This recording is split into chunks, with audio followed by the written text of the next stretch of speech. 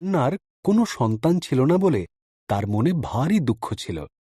তাই সে প্রার্থনা করল, আর ঈশ্বর তার প্রার্থনা শুনে তাকে এক পুত্র সন্তান দিলেন, যার নাম শমূয়েল। হান্না ভারী খুশি হল আর ধন্যবাদ দিয়ে শমূয়েলকে ঈশ্বরের হাতে তুলে দিল তাঁর সেবা করার জন্য। হান্না তার ছোট শিশুপুত্রকে এলি নামে এক বৃদ্ধ যাজকের কাছে মন্দিরে রেখে এল। অন্ধ বৃদ্ধ এলিকে শমূয়েল পরিচর্যা করছিল।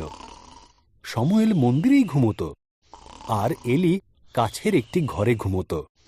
এক রাতে শমূয়েল শুনতে পেল কেউ যেন তার নাম ধরে ডাকছে। সে ঘুম ভেঙে উঠে ছুটে গেল এলির কাছে, বলল, এই তো আমি।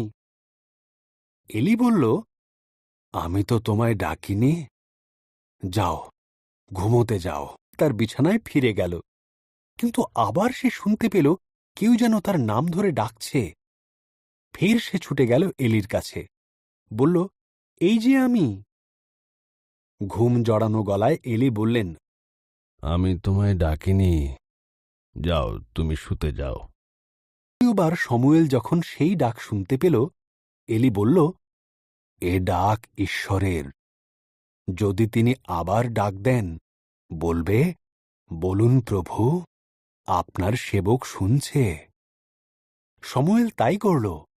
পর শমূয়েলকে বললেন, তুমি কি আমার নবী হয়ে আমার বাণী আমার প্রজাদের ঠিকমতো শোনাতে পারবে? শমূয়েল বলল, আমি পারব।